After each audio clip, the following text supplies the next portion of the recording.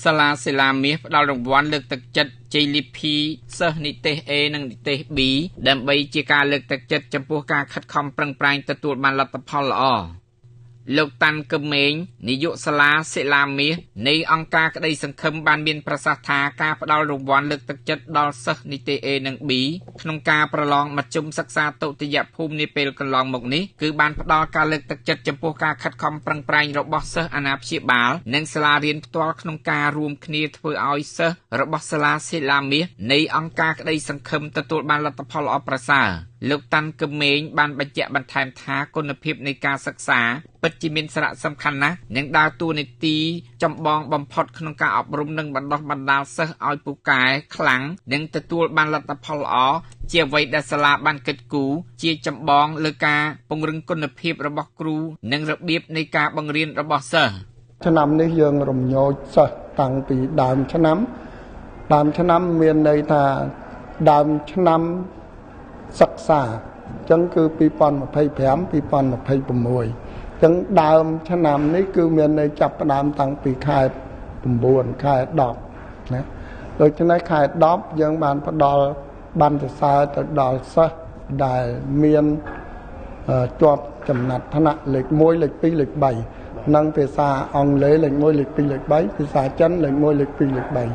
ចឹងយើងរៀបចំកម្មវិធីឲ្យមានភាពអតិថិធម៌ដើម្បីជំរុញទឹកចិត្តសិស្ស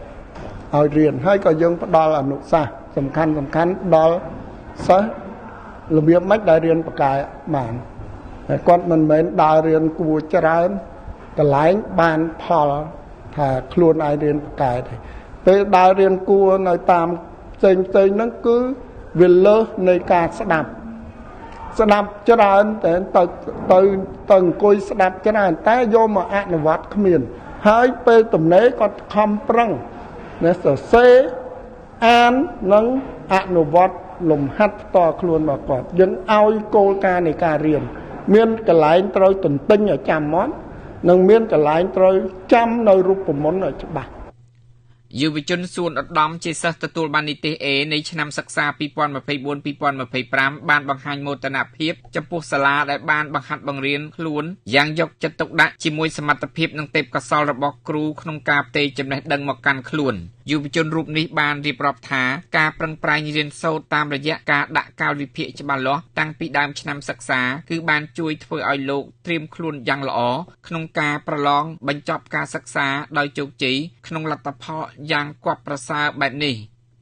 គាត់បានយកចិត្តទុកដាក់ចំពោះសិស្សានុសិស្សជាខ្លាំងគាត់បានខិតខំបញ្យល់មេរៀនឲ្យសិស្សក្រេបជញ្ជក់ហើយគាត់បានចែករំលែកនូវចំណេះដឹងល្អសិលធម៌ព្រមទាំងសិលធម៌ឲ្យសិស្សមានឥរិយាបថល្អហើយមេរៀនខ្លឹមសារច្បាស់ហើយរហូតដល់ឲ្យខ្ញុំអាចដកស្រង់មេរៀនដែលគាត់បានបរៀនហ្នឹងហើយយកទៅអនុវត្តនៅក្នុងការប្រឡងទទួលបានជោគជ័យ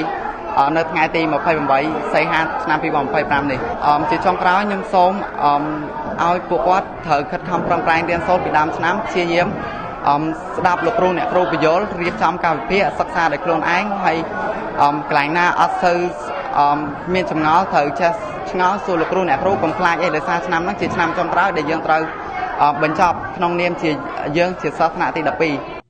ជាមួយគ្នានេះដែរកញ្ញាសុនរចនាជាសិស្សនិទេស B ឆ្នាំសិក្សា 2024-2025 បានលើកឡើងថាការទទួលលទ្ធផលល្អនៅពេលនេះគឺបានចូលរួមចំណែកពីកត្តាសាលារៀនកត្តាគ្រួសារដែលបានបង្កលក្ខណៈគ្រប់បែបយ៉ាងនិងការខិតខំប្រឹងប្រែងផ្ទាល់ខ្លួនតាំងពីដើមដំបូងនៃឆ្នាំសិក្សា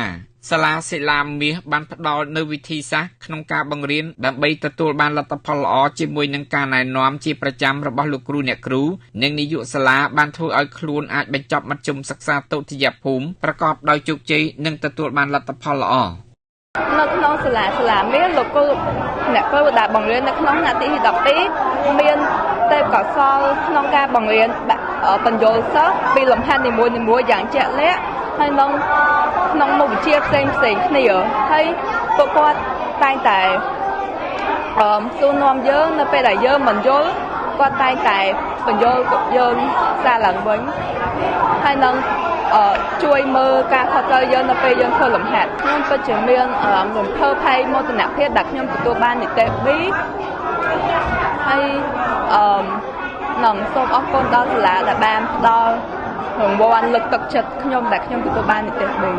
លោកតាន់កមេនាយកសាលាសិលាមាសនៃអង្គការក្តីសង្ឃឹមបានបន្តជំរុញលើកទឹកចិត្តនិងផ្ដល់ជាគន្លឹះដល់សិស្សានុសិស្សដែលត្រូវប្រឡងមធ្យមសិក្សាទុតិយភូមិឆ្នាំសិក្សា 2025-2026 ត្រូវខិតខំប្រឹងប្រែងរៀនសូត្រពីដើមឆ្នាំនិងប្រឹងរៀនដោយខ្លួនឯងឲ្យបានច្រើនតាំងពីដើមឆ្នាំទៅការសិក្សាទទួលបានលទ្ធផលល្អទន្ទឹមនឹងនេះលោកក៏បានអរគុណរាជរដ្ឋាភិបាលនិងក្រសួងអប់រំដែលតែងតែផ្ដល់ការលើកទឹកចិត្តដល់សាលាឯកជនក្នុងការចូលរួមចំណែកបណ្ដុះបណ្ដាលធនធានមនុស្សប្រកបដោយគុណភាពសម្រាប់ការអភិវឌ្ឍប្រទេសជាតិសូមជម្រាបថាការប្រឡងសញ្ញាបត្រមធ្យមសិក្សាទុតិយភូមិបាក់ឌុបសម័យប្រឡងថ្ងៃទី28ខែសីហាឆ្នាំ